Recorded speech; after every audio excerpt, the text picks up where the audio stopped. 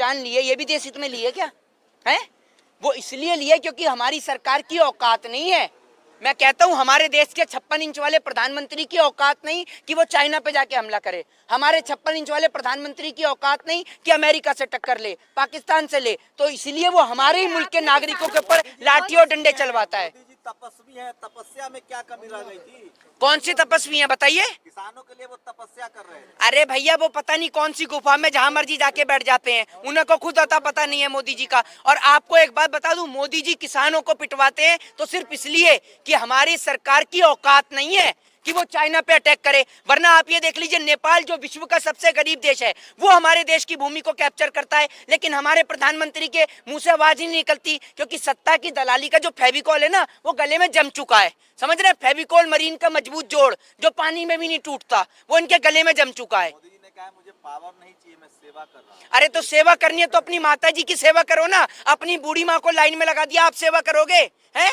अगर आपको इतना ही सेवा करने का शौक है तो आप अपनी माताजी की करिए। क्या इतने बड़े पीएम कार्यालय में उनकी माताजी के लिए एक कमरा नहीं है? जो आदमी अपनी माँ को अपने साथ नहीं रख रहा वो सेवा करेगा? सुनिए, खाना खाते हैं रोज, डेली साथ में खाना खाते हैं, डेली साथ में खाते हैं। अब प्रधानमंत्री जी अपनी माताजी से मिलने जाते हैं ना तो 10 कैमरामैन साथ में लेके जाते हैं और देखते हैं इधर से फोटो सही आ रही है या इधर से फोटो सही आ रही है। प्रधानमंत्री इतना तो बनता है ना, कैमरामैन तो उनके आगे पीछे घूमेंगे ना। अरे तो प्रधानमंत्री जी हैं। एक बात है, प्रधानमंत्री जी की अकेली जी की माता जी की हैं? राष्ट्रपति भी हैं, ठीक है ना, और भी नेता। और अरे सुन तो लीजिए, सुनेंगे आप, सुनेंगे आप, अरे सुन तो लीजिए। और भी कौन सी तपस्या में, कौन सी तपस्या में? तपस्या उन्होंने यही करी थी कि 650 किसानों को मौत के घाट उतरवा दें। यही तपस्या कर रहे थे वहां जाकर। जिस व्यक्ति को ये नहीं पता कि परिक्रमा लगाते में जूते पहने जाते हैं या खाली नंगे पैर चला जाता है, वो आदमी तपस्या करेगा हैं? वो आदमी तपस्या करेगा। मैं मोहित शर्मा का बायकॉट करता हूँ। तपस्या तो किसान का। हाँ बिल्कुल बिल्कुल जी। अगर आप इतनी बात कर रहे हैं मोदी जी की, लेकिन अगर जेवर में देखिए जाके, हाँ, इंटरनेशनल एयरपोर्ट का, अरे जनता के जेवर उतरवा के वो जेवर एयरपोर्ट इन्होंने बनवाया है। आप एक बात बताइए, अगर कोई भी व्यक्ति आपसे, महिला है, आपसे सवाल नहीं पूछ के मैं पूछता हूँ, आप एक बात बताइए, आपको ऊपर की शर्ट पहले जरूरी है नीचे की पैंट? पहले पैंट जरूरी है ना। शर्ट मिले ना तो भी आदमी घर से बाहर निकल सकता है। हमारे पास खुद की एयरलाइंस है? बताइए, नहीं है ना। तो जब एयरलाइंस नहीं है तो एयरपोर्ट का क्या करेंगे? रोजगार तो देंगे ना। उन्होंने खुद कहा जेवर में 1 लाखों लोगों को रोजगार देंगे जेवर में। जैसे लाखों लोगों के पास में वो आ रहे थे 15-15 लाख रुपए, जैसे लाखों लोगों को वो 100 स्मार्ट सिटी मिल रही थी, 2 करोड़ लोगों को रोजगार, नहीं जो 2 करोड़ लोगों को रोजगार मिल रहा था। आप इतना विरोध कर रहे हो, फिर भी आप त्रिपुरा के निकाय चुनाव का रिजल्ट देख लो। 334 में से 329 सीटों पे जीत गई है बीजेपी, निर्विरोध जीती है। देखिए वो जीती है, निर्विरोध जीती है, कोई बात नहीं। अभी इनका समय है, समय का जितना दुरुपयोग कर सकते हैं, लेकिन इनका जो पाप का घड़ा है ना वो भी भरता जा रहा है और पाप के घड़े फूटने की शुरुआत होगी उत्तर प्रदेश चुनाव से। ये जो आपको 5 राज्यों के जो चुनाव है ना, उत्तर प्रदेश के, उत्तराखंड के, पंजाब के, यहाँ से इनका पाप का घड़ा फूटना शुरू होगा। कहते हैं मैं युवा के लिए काम कर रहा हूँ। किसके लिए? युवाओं के लिए, देश के लिए। अरे भैया कौन से युवाओं? उनको सत्ता का कोई लोभ नहीं है। प्रधानमंत्री जी की बात की जाए, आज उन्होंने फिर गरीबों की बात की है।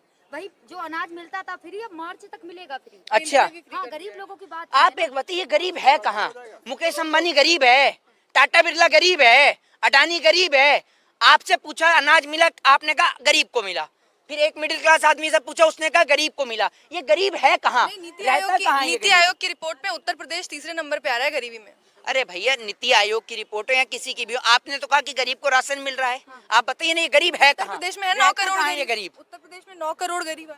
अभी आप ऊपर चले जाइए, आप यहाँ खड़ी है ना, आप ऊपर चले जाइए, जो इस आप आंदोलन की बात करती है ना, ये आंदोलन जिस दिन खत्म होगा ना, और जितने आपने माइक लगा रखे हैं, सब लोगों से गुजारिश है कि यहाँ पर रहने वाले लोगों का आप एक सर्वे करके पता करिएगा। यहाँ पर लाखों लोग खाना खाते हैं। जो काम सरकार का होना चाहिए पेट भरने का, वो पेट भरने का जिम्मा यहाँ देश के किसानों ने लिया है। लेकिन अगर कंगना रनावत को देखा जाए, वो हमेशा देश, आपने कंगना रनावत की फ्रेंचाइजी ले रखी है। कंगना रनावत गवर्नर हैं, मजिस्ट्रेट हैं, क्या है वो? मोहित, मुद्दे पे आओ, मुद्दे पे आते हैं। अकेली कंगना रनावत नहीं, मोहित सुनिए, कोई महिला नहीं है देश में। देश में पहली महिला पैदा हुई है कंगना रनावत, और कोई महिला नहीं है। मूवी दी है, आपने मूवी नहीं देखी कंगना रनावत की? आप मूवी नहीं देखते कंगना? जितना आदमी कपड़े नहीं बदलता, उससे ज्यादा तो ये लोग आदमी बदल देते हैं। आप देखिए हिट हो चाहे सुपर हिट हो, हैं? कहना क्या चाहते हैं? अरे जो मैं कहना चाहता हूँ वो पूरा देश समझ गया, आप नहीं समझेंगे क्योंकि आप मोदी जी के कानों से सुनते हैं। आप भी बाबा रामदेव के वो 2.25 आंख वाला रामदेव है ना, उसकी जो कान में डालने की दवा वो अपने कान में डालिए, ठीक है ना, फिर आपको ठीक लगेगा। बाबा रामदेव भी तो नजर नहीं आ रहे ना आजकल कहीं। उनकी आंख में डालने की दवा खत्म हो गई होगी, जो आंख में डालने की आई ड्रॉप है, आप डाल के लेके आइए बुलाकर उन्हें, अभी देंगे फिर उठ पुटंग बयान कोई ना कोई, और आप उनको लैम्पलाइट में लेके आइएगा। हाँ, कितनी तो बात करते हैं स्वदेशी को अपनाइए और आप बात कर रहे हैं। आप स्वदेशी को अपनाती हैं? आप अपनाती हैं स्वदेशी को? आप अपनाते हैं? अरे मेरी बात आप बताइए ना, आपने उनकी बताई ना, आपने स्वदेशी को अपनाती है, आप तो मोदी जी की चाटुकारिता करती हैं, आप अपनाती हैं स्वदेशी हाँ, को? हम पतंजलि यूज करते हैं। कौन? आप स्वदेशी को अपनाती हैं? हाँ। ये माइक कौन सी कंपनी का है बताइए? अरे बोलिए ना, मोबाइल बताओ। बताइए। ये मोबाइल स्वदेशी है आपका है? लेकिन प्रोडक्ट तो यूज करते हैं ना पतंजलि के। कौन से? तो मतलब पतंजलि का आप प्रोडक्ट यूज कर रहे हैं तो आप स्वदेशी हो गए। कहते हैं ना अब बाबा रामदेव। पतंजलि से तो बाबा रामदेव की जेब में पैसा आ रहा है। अगर आपको स्वदेशी यूज ही करना है तो आप देश के किसान से डायरेक्ट खरीदिए अनाज, क्यों नहीं खरीदते? आपने अभी कभी आपने अपना ये मार्ट को छोड़कर मॉल को चलिए, आपने सुनिए, कहा अरे किसानों सुन से तो डायरेक्ट लीजिए, कीजिए। सरकार जो कानून बना रही थी उसमें भी अरे तो ये सुन था तो डायरेक्ट लीजिए, खरीदिए। मेरे कहने का मतलब आप सुनेंगी। डायरेक्ट का मतलब ये नहीं है कि किसान, आपको पता है किसान का गेहूं कितने रुपए किलो बिकता है? पता है आपको? टमाटर कितने रुपए किलो बिकता है? आपको आलू जो है वो फ्रेश आलू जो है वो जहाँ से आप मार्ट से खरीदती हैं, ठीक है ना, मार्ट में आपको आलू मिलेगा 20 रुपए किलो, 30 रुपए किलो, 50 रुपए किलो। इस किसान को आलू 2 रुपए किलो ही खरीदा जाता है, कभी इससे ऊपर नहीं खरीदा जाता। यही कारण है कि इसको आत्महत्या करनी पड़ती है। और आपको एक बात बता दूं, नरेंद्र मोदी अगर सत्ता में है तो उसका सबसे बड़ा कारण पता है क्या है? उसका सबसे बड़ा कारण है ये जो आपके लगे हुए चाटुकारिता के माइक है ना, ये सबसे बड़ा कारण है। चलिए लास्ट सवाल पूछती हूँ। मोदी जी भी नहीं जानते होंगे कि उनके इतने फायदे, लेकिन जितने आप गिना देती हैं। लास्ट सवाल पूछती हूँ, सत्ता में 2022 के चुनाव में कौन सी पार्टी आ सकती है? आप इतना विरोध करते हैं बीजेपी आपको तो तकलीफ हो जाएगी, मैंने मना कर दिया कि मोदी जी तो आएंगे नहीं, आपको दर्द हो गया होगा। जिस तरीके से एक पिता के सामने ठीक उसके बेटे की बुराई कर दी जाए ना, या बेटे के सामने उसके पिता की बुराई कर दी जाए तो बेटे को तकलीफ हो जाती है। ठीक उसी प्रकार देश के चाटुकार पत्रकारों के सामने अगर नरेंद्र मोदी जी की बुराई कर दी जाए या सत्ता से सवाल कर लिए जाएं तो पत्रकारों को इतनी तकलीफ और मिर्ची हो जाती है, पता नहीं क्या दिक्कत है। मोहित, सारी गलतियां तो नहीं हो सकती ना। अगर प्रधानमंत्री हैं, 4 कमियां हैं, 4 अच्छाइयां भी होंगी। अगर हम अच्छाइयां गिनवा देते तो आपको क्यों तकलीफ आप एक बार आप अच्छाइयाँ ही गिनाइए। आज आप इधर आ जाइए, आप थोड़ा सा चाचा इधर आ जाइए, आप आ जाइए, आप अच्छाइयाँ गिनाइए सामने आकर, आप 4 अच्छाइयाँ गिनाइए, गिनाइए 4 अच्छाइयाँ। मैं वही आपसे सवाल कर रही थी कि अरे आप मेरे 9 करोड़ सुनिए 9 करोड़ उत्तर प्रदेश में गरीब है नीति आयोग की रिपोर्ट के मुताबिक, लेकिन 15 करोड़ गरीबों को मोदी जी राशन, योगी जी राशन दे रहे हैं। ये कहाँ से आ रहा है ये आपके पास आंकड़ा? नीति आयोग ने दिया है। नहीं, आप एक बात मुझे बताइए, नीति आयोग को चलाता कौन है? प्रधानमंत्री की देश की गवर्नमेंट चलाती है ना। गवर्नमेंट किसकी है इस टाइम पे? मोदी जी की। मोदी जी की। तो एक बात आप मुझे बताइए, आप इस चैनल में काम करती हैं, आपके चैनल का नाम है बहुजन टीवी। आप बताएंगी कि आपके चैनल की क्या खामियां हैं? बताएंगी आप किसी को? नहीं बताएंगी ना, क्योंकि अगर आप बताएंगी तो आपको बाहर कर दिया जाएगा। सुनिए, यही आज देश की स्थिति है। मोदी जी ने बताया ना। यही आज देश की स्थिति है कि सब कुछ पॉलिश करके आपको दिखाया जाता है कि सब कुछ देश में अच्छा है, जबकि कुछ भी अच्छा नहीं है। जो देश की सरकार एक पेपर लीक को नहीं संभाल सकती, जो देश की सरकार एक पेपर नहीं संभाल सकती, वो देश की सरकार देश को संभालेगी? हो तो गया, अरेस्ट हो गया ना, अरेस्ट हो गया। आपने अरेस्ट करके क्या कर लिया? वो बच्चे जो रेलवे स्टेशन के बाहर सो रहे थे, जिन्होंने एग्जाम दिया, पेपर दिया, उनके लिए आप क्या कहेंगे?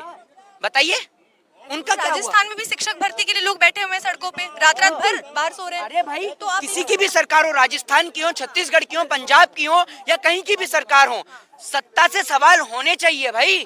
अगर सत्ता से सवाल नहीं होंगे तो इस देश का नौजवान तो बिना नौकरी के लिए, अब प्रधानमंत्री जी की खुद की डिग्री का पता नहीं है तो मुझे लगता है नौजवानों को भी डिग्री नहीं लेने देंगे वो। हाँ रोहित शर्मा जी, किसान आंदोलन का जो किसी कारण वापस हो गया है जी, तो क्या लगता है यूपी मिशन खत्म हो गया पूरी तरह से?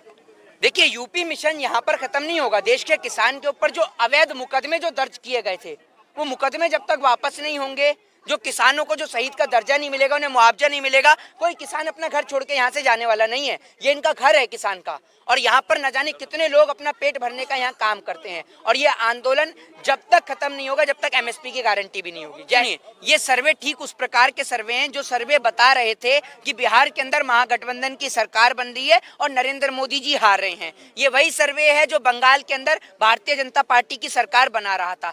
जब जहां सर्वे वालों ने कहा है कि नरेंद्र मोदी जी की सरकार बनेगी, तब तक सरकार नहीं बनी है। और जब जब इन्होंने कहा है कि सरकार नहीं बनेगी, तब तब सरकार बनी, आप देख लीजिए। तो मैं सर्वे पे तो विश्वास करता नहीं हूँ, क्योंकि सर्वे तो ये है कि भैया सर्वे वाले तो मेरे पास भी बहुत सारे हैं, सर्वे वाले को पैसे दीजिए, वो आपके पक्ष में दिखाएगा, उसमें क्या दिक्कत है। बहुत सारी प्राइवेट कंपनियां हैं जो सर्वे करती हैं, और सरकारी आंकड़ा तो कभी गलत बताएगा नहीं आपको, क्योंकि सरकारी आंकड़ा अगर गलत बता देगा तो सरकार जो बैठी है वो उसको बाहर ही कर देगी, उसका सर्वे इकट्ठे ही निकाल देगी। अभी आपने देखा ना कितने सारे लोग बेरोजगार हो रहे हैं, तो उसमें सर्वे वाले भी बेरोजगार हो जाएंगे अगर नरेंद्र मोदी जी के अगेंस्ट दिखाएंगे तो। सुप्रीम कोर्ट ने जो समिति बनाई थी कृषि कानूनों को लेकर, उसमें जो सदस्य थे उन तीनों का ये कहना है कि अगर एमएसपी लागू हो गई तो देश दिवालिया हो जाएगा, अगर राज्य देती है एमएसपी तो राज्य दिवालिया हो जाएंगे। देखिए, देश तो दिवालिया हो ही चुका है, आपने तो देश को दिवालिया कर ही दिया है।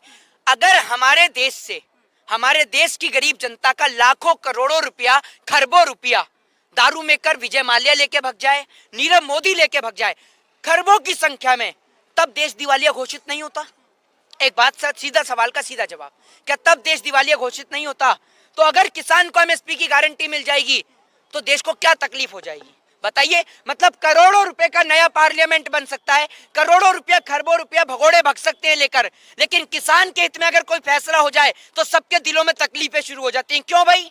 नहीं तो कल प्रधानमंत्री ने मन की बात में कहा ना कि 70 से 80 यूनिकॉर्न कंपनियां बनी है भारत में, रिकॉर्ड है, इससे पहले नहीं बनी। 70 से 80 कंपनियों में यूनिकॉर्न कंपनियां जो है वो पीएम केयर फंड में चंदा देती होंगी, तभी प्रधानमंत्री जी उनका एडवर्टाइजमेंट कर रहे हैं। वरना पीएम केयर फंड को सार्वजनिक करिए, दिखाइए कौन कौन उसमें चंदा देता है, पता चलना चाहिए। रखिए आप अपने पास पैसा, लेकिन उसका हिसाब किताब तो दीजिए।